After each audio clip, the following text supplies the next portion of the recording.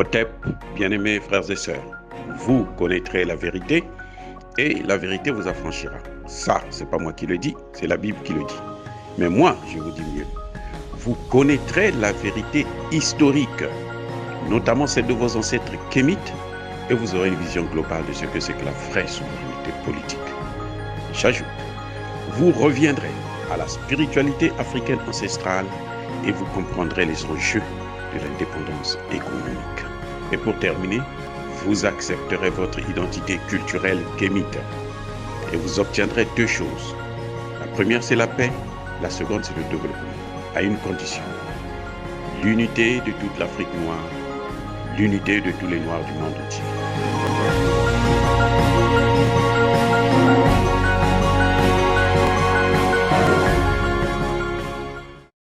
Otep à tous, bienvenue sur la chaîne des panafricanistes, par essence, par conviction et par excellence.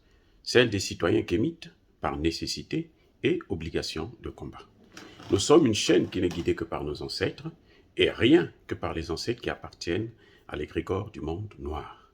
Par conséquent, nous ne croyons en aucun Dieu venu de l'étranger. Toutefois, cette vidéo n'est aucunement destinée à inciter à la haine ou à la violence.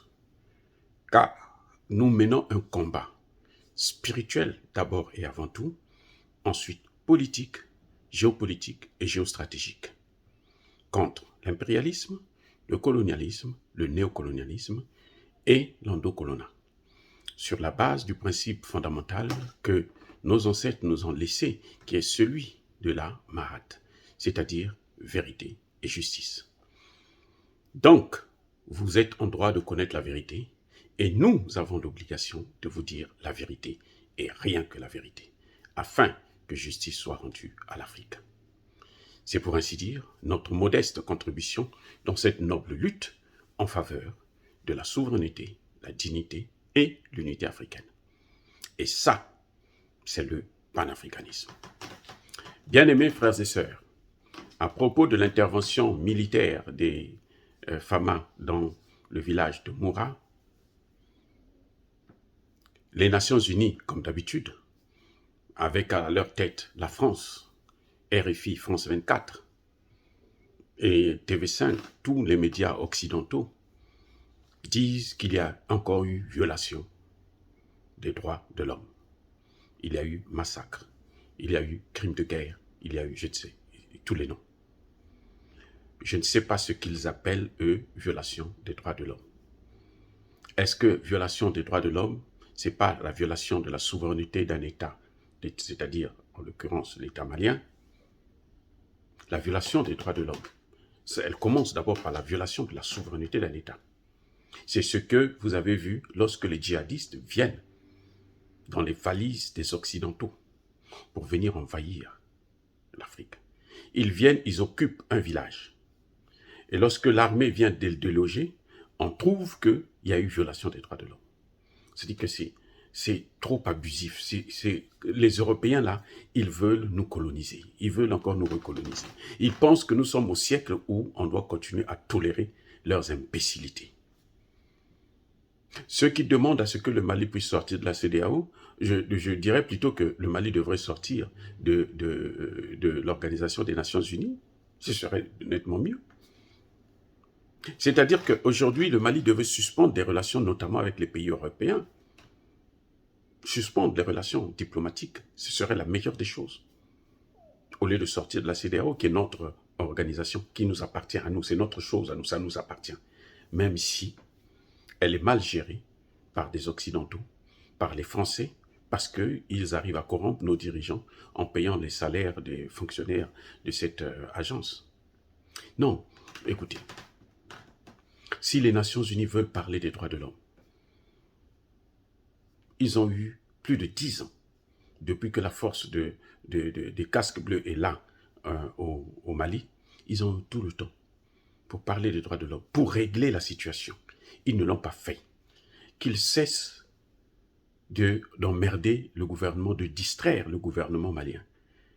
L'armée malienne est en train de faire son travail comme n'importe quelle armée. Ils se plaignent tous de l'occupation russe en Ukraine, de l'intervention russe en Ukraine. Ils se plaignent, tous ils se plaignent. Tous les pays que vous voyez qui parlent des droits de l'homme, ils se plaignent de ça. Ils ne se plaignent pas de ce qu'ils ont fait de la Libye et de ce qu'ils ont fait et des conséquences qui en découlent. Les dommages collatéraux, c'est-à-dire ce qui est arrivé à des pays comme le Mali, et le Niger, le Burkina, le Tchad, ainsi de suite. C'est les conséquences de l'intervention occidentale en Libye. Il faut le leur rappeler tous les jours. Mais ils ont tendance, ils n'ont pas de mémoire, ces gens. Je suis désolé de le dire, ils n'ont pas de mémoire. Ils ont oublié que ce sont eux qui ont amené ces djihadistes-là, là-bas. Ces terroristes, on sont formés par eux. Ils sont plus armés que l'armée malienne. Ce sont eux qui, pour éviter que l'armée malienne puisse se défendre, ils ont mis le Mali sous embargo. Ce sont eux qui ont demandé à la CEDEAO de violer les règles internationales, de ne jamais fermer les frontières avec un pays qui n'a pas de littoral. Ils l'ont fait. Et ça, ce n'est pas les droits de l'homme. Je ne comprends pas. C'est-à-dire que c'est comme si c'était des gens qui ne sont pas partis à l'école. Ils sont bêtes ou quoi? Ça pose un problème mais sérieux de la capacité, leur capacité à réfléchir. Et ce sont les mêmes qui viennent nous parler de Dieu, de la Bible, de ceci, de cela, de la morale, alors qu'ils sont, ils n'ont aucune morale. Aucune. L'être humain, pour eux, surtout que c'est un noir, n'a aucune valeur. Même leurs animaux ont plus de valeur que les noirs. Nous le savons, ce sont des racistes purs et durs. Ils ont le racisme dans le sang. Nous sommes seulement en train de nous défendre. L'armée malienne est la seule institution qui doit défendre le territoire malien et le peuple malien, ainsi que les biens du Mali. L'armée malienne est la seule institution à le faire.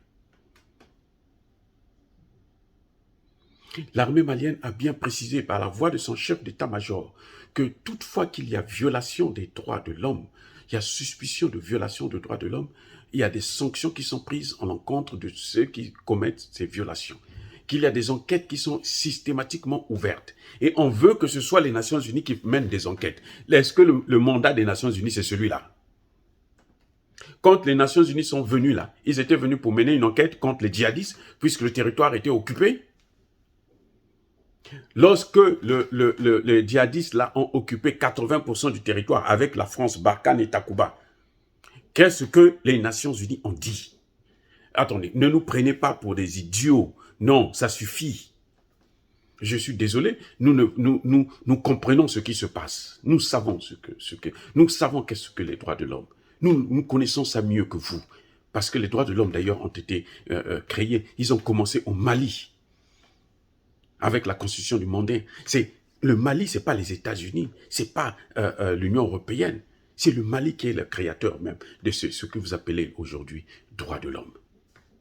Nous connaissons ce que c'est que la solidarité et l'humanisme. Nous avons ça dans le sang. Nous naissons avec ça. Eh oui. Aujourd'hui, si nous avons des positions divergentes plutôt au niveau de la CEDEAO et au niveau de l'Union africaine, c'est à cause de vous, les Occidentaux. Parce que c'est vous qui nous divisez, parce que vous n'avez que ça comme politique, vous n'avez que ça comme moralité, comme culture, diviser et faire des guerres. Citez-moi un seul pays européen qui a été envahi par une armée africaine. Citez-moi un seul pays européen. Citez un seul pays, parce que vous voulez qu'on parle de la réalité. Parlons de l'histoire. Depuis la création du monde, citez-nous un seul pays européen qui a été envahi par une armée africaine. Et puis nous allons vous parler des pays africains qui ont été envahis par des armées occidentales. Rien que ces 10 dernières années, après la chute du mur de Berlin, combien d'interventions vous avez fait en Afrique, les Occidentaux là ont fait en Afrique. Regardez comment vous avez détruit la Côte d'Ivoire, ce que vous avez fait de la Côte d'Ivoire. Vous vous êtes accaparé de la Côte d'Ivoire. La Côte d'Ivoire aujourd'hui vous appartient tant que Alassane Ouattara sera là. Alassane Ouattara que vous avez amené dans vos valises. Eh oui, Vous ne faites qu'occuper notre territoire. Vous ne faites que nous dominer, nous martyriser. Nous faisons que compter des morts. Chaque fois que nous sommes avec vous, on ne fait que pleurer. On est torturé. Et ça, il faut maintenant que ça s'arrête. Si les Nations Unies veulent parler des droits de l'homme, ils n'ont qu'à aller parler des droits des Africains à obtenir leur souveraineté, à avoir une monnaie africaine. C'est ça les droits de l'homme pour nous. Les droits de l'homme, ce n'est pas ce que vous croyez, vous venez vous accaparer de nos matières premières et vous nous dites que non, nous on ne respecte pas les droits de l'homme parce que nous, on ne vous laisse pas prendre tout ce que vous voulez, l'Afrique sont les Africains. Non. Que les Nations Unies, pour une fois, puissent être logiques, au lieu de marcher la tête en bas, les pieds en haut. Ça n'a aucun sens, c'est ridicule. Les Nations Unies ne sont plus une institution, ce n'est pas une institution de confiance. Les Nations Unies, c'est devenu l'Occident. Tout ce que l'Occident dit, les Nations Unies soutiennent ça. Parce que c'est l'Occident qui finance. Mais nous, on n'a pas besoin des Nations Unies dans ce cas. Ne venez pas chez nous, ne demandez pas d'intervenir. On n'a pas besoin de vous maintenant dans nos pays. On vous demande de quitter nos pays. Nous allons combattre ce terrorisme que vous avez amené, que vous avez installé chez nous. Nous sommes prêts à mener le combat contre le terrorisme. Nous-mêmes, nous sommes prêts à le faire, sans vous. Il faudrait que vous sachiez ça. Maintenant, vous cherchez des moyens pour continuer à se maintenir sur place, pour déstabiliser, comme vous savez, c'est la seule chose que vous savez faire, acculturer les Africains, formater les gens à se faire la guerre entre eux. C'est ça que vous faites et que vous savez faire. Non. Bien-aimés frères et sœurs, nous devrons nous mobiliser. Nous devons nous mobiliser pour éviter que le Mali ne tombe encore dans les mains de ces Occidentaux et de ces Nations Unies. Parce que, comme ils ont dit, le chef d'état-major français l'a dit, nous sommes là pour 100 ans, mais il s'est trompé. Cette fois-ci, ils n'auront même plus 1 an de plus. Que Barkhane quitte. Regardez, Emmanuel Macron a décidé qu'il devait partir. Jusqu'aujourd'hui, il continue à rester là. Ils n'ont qu'à partir. Ils n'ont qu'à partir. La France a bien fait partir l'armée américaine après la Seconde Guerre mondiale. Est-ce que les Nations Unies avaient dit quelque chose? Non. Alors nous, maintenant, nous voulons que l'armée française parte. Nous voulons que les Nations Unies partent, quittent le territoire africain. Oh, dire cela, c'est inciter à la haine ou à la violence? Non. C'est une vérité implacable. Ce sont les faits. C'est ce que nous voyons, ce que nous constatons, c'est ce que nous observons. Nous sommes une force tranquille qui agit que par la parole et par la puissance divine du Dieu des Kémites. C'est pour ça que j'assume mes propos. Yaba kolerve, yama lembe. Je vous dis, bien-aimés frères et sœurs, soyez bénis par le Dieu des Kémites. J'ai dit.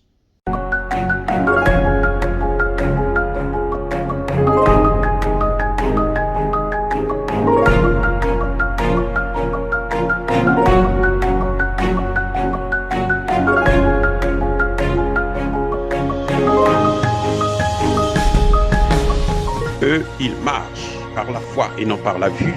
Mais moi, je vous conseille vivement de marcher par la connaissance scientifique et historique, notamment celle de nos ancêtres kémites, par les 5 sens et par l'intelligence.